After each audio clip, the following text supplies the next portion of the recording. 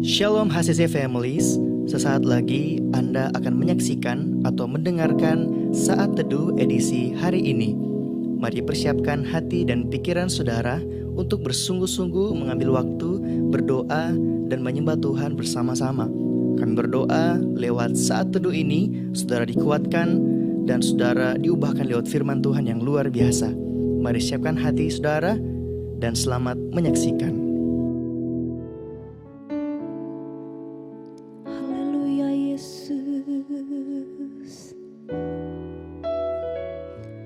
Terima kasih Tuhan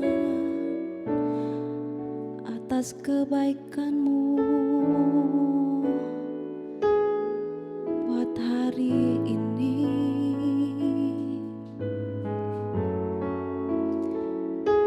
Berikan kami hati yang mau mengasihi-Mu Tuhan. Berikan kami hati yang mau lebih dekat dengan Engkau Tuhan. Berikan kami hati yang selalu rindu menyembah-Mu, memuji-Mu Tuhan. Ini hati kami Tuhan. Haleluya.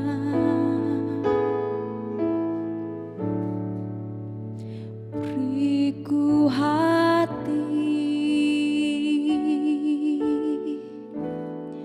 untuk menyembah-Mu,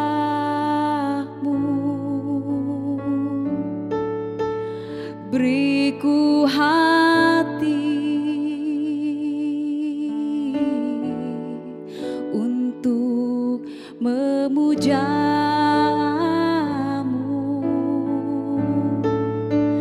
beriku hati memuji-Mu dan mengasihi Engkau seperti wanita yang datang mengurapi-Mu.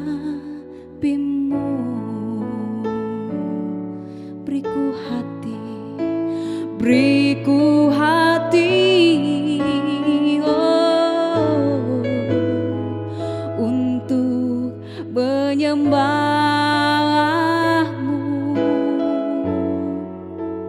Beriku hati Yesus untuk memuja-Mu.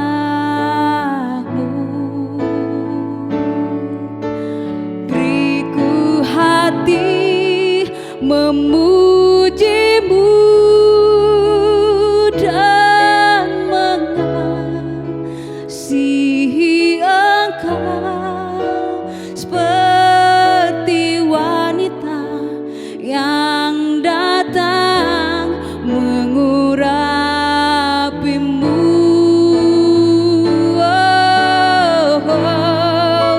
Beriku hati memuji-Mu dan mengasihi Engkau seperti wanita yang datang mengurapi-Mu. Beriku hati Tuhan, beriku hati, oh, untuk menyembah-Mu. Beriku hati, beriku hati Yesus untuk memuja-Mu.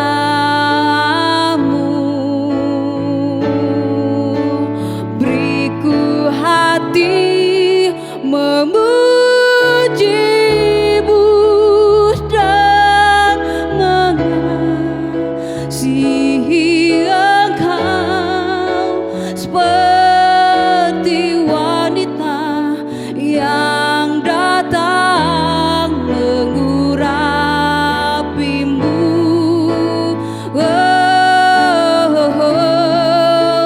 Beriku hati memuji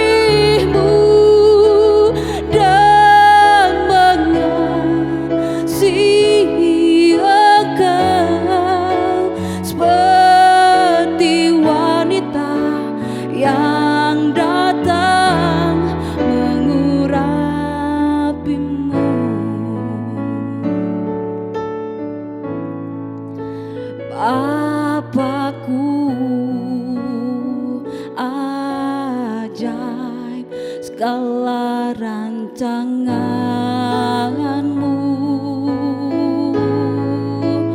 Tuhanku, heran perbuatan-Mu. Oh, Engkau sanggup mengadakan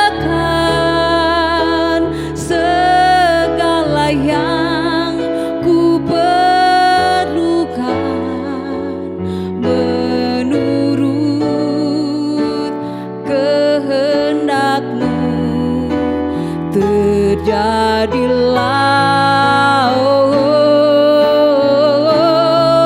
Engkau sanggup mengadakan segala yang ku perlukan menurut kehendak-Mu. Terjadilah,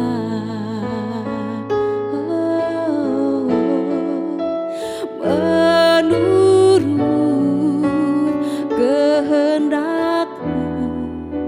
Terjadilah,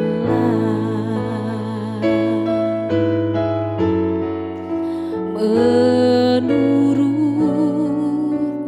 kehendak-Mu.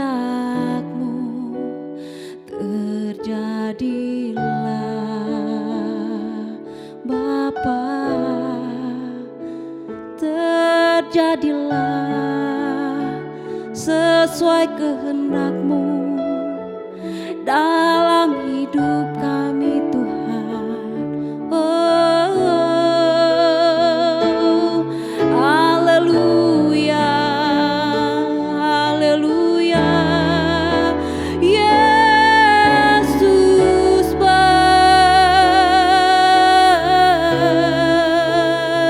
Kau sungguh mulia.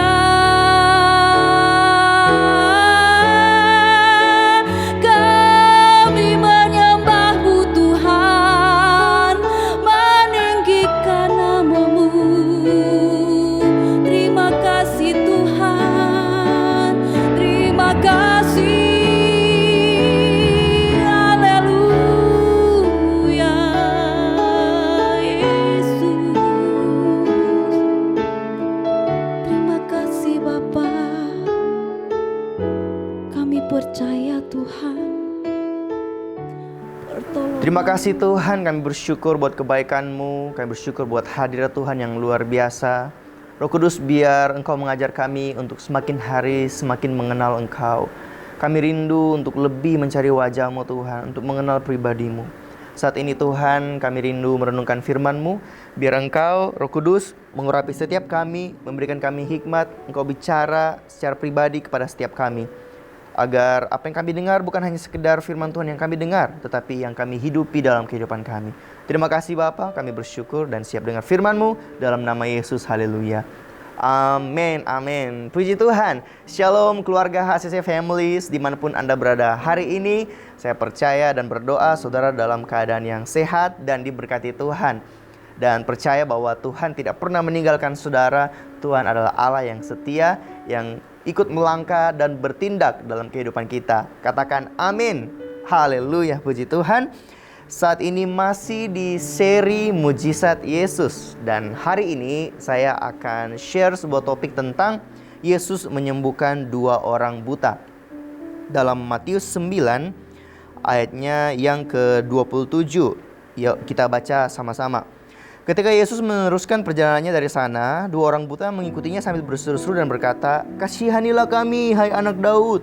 Setelah Yesus masuk ke dalam sebuah rumah, datanglah kedua orang buta itu kepadanya. Dan Yesus berkata kepada mereka, "Percayakah kamu bahwa aku dapat melakukannya?"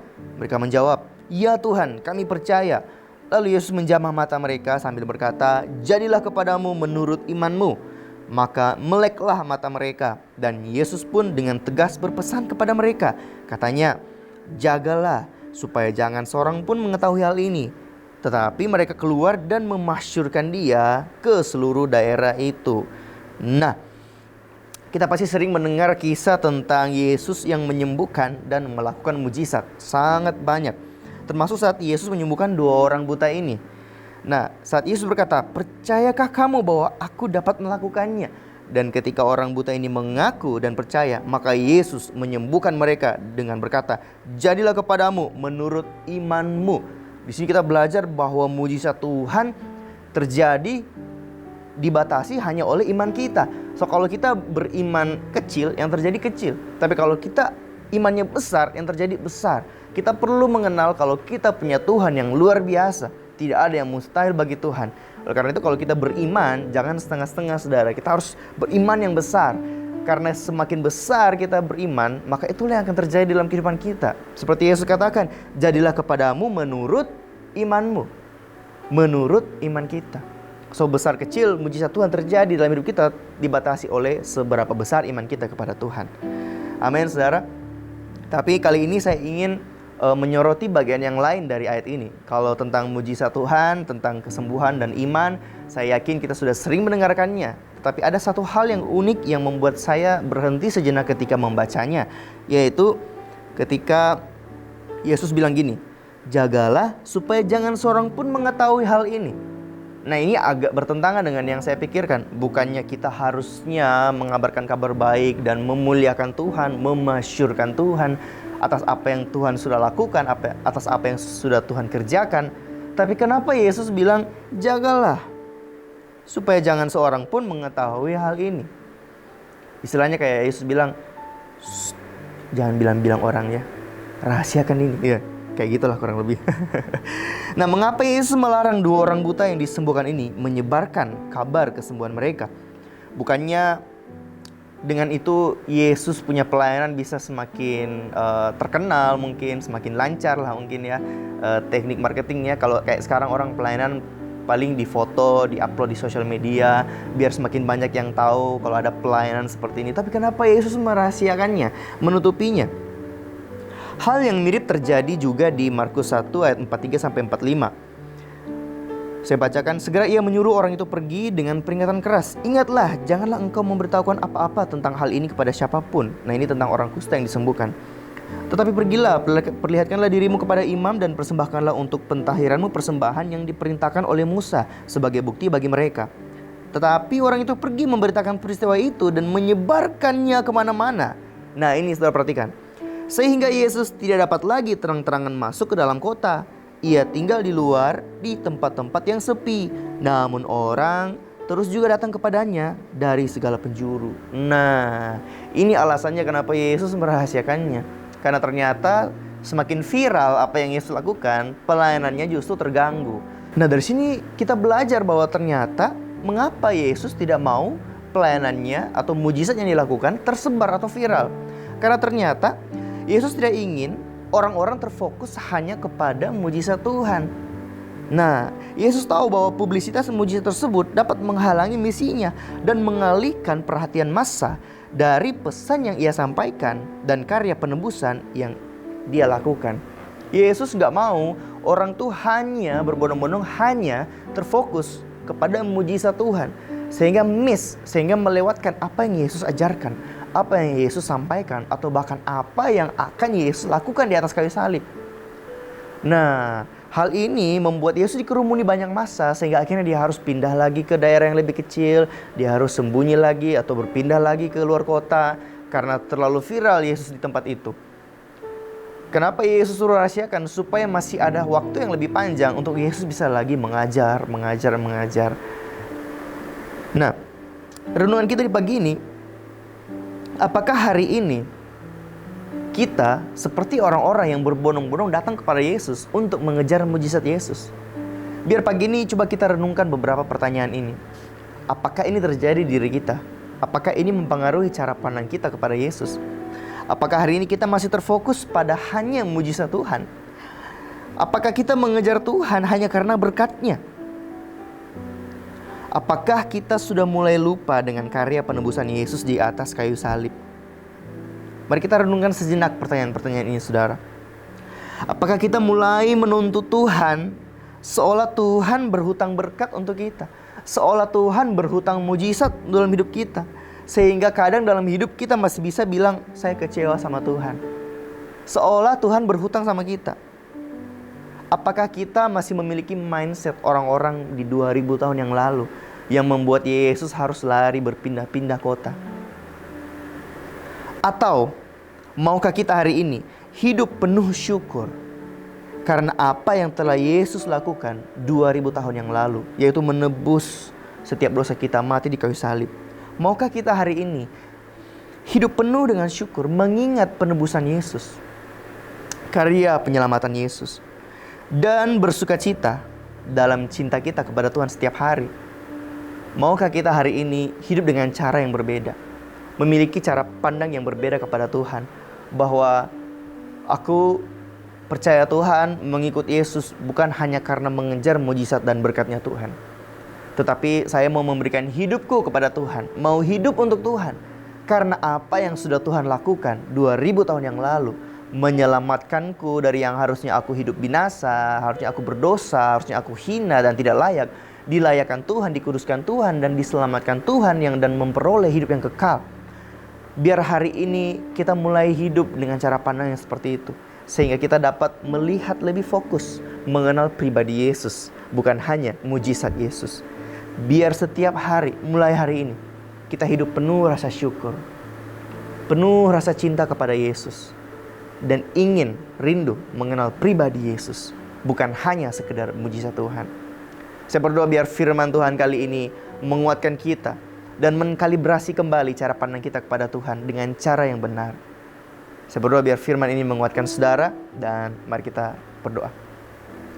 Bapa, terima kasih untuk firman yang telah kami dengarkan. Kami percaya tidak ada yang kebetulan. Engkau punya tujuan biar Roh Kudus berbicara kepada setiap kami, memberikan kami rema, menguatkan setiap kami Tuhan, dan memperbaiki cara pandang kami di hadapan Tuhan. Terima kasih Bapa, biar firman-Mu bukan hanya kami dengar, tapi dapat kami lakukan dan mengubah hidup kami. Kami serahkan sepanjang aktivitas kami sepanjang hari ini ke dalam tangan-Mu. Di dalam nama Yesus kami bersyukur dan berdoa. Haleluya. Amin. Amin. Puji Tuhan. Dan saya ingin mengingatkan saudara bahwa besok ada ibadah raya Minggu. Untuk saudara yang ada di Palu, ibadah diadakan 3 kali, jam 8 pagi, jam 10 pagi, dan jam 6 sore. Dan ada live streaming di setiap ibadah bagi saudara yang berhalangan untuk hadir secara fisikal. Dan buat saudara yang ada di Luwuk, saudara juga ingat untuk datang ibadah Minggu besok jam 9 pagi di gedung My Home. Oke, puji Tuhan, dan sampai ketemu di seri Mujizat Yesus berikutnya. Tuhan Yesus memberkati. Terima kasih Anda telah menyaksikan Worship from Home edisi Saat Teduh. Kami berdoa saudara diberkati dan dikuatkan lewat edisi Saat Teduh kali ini.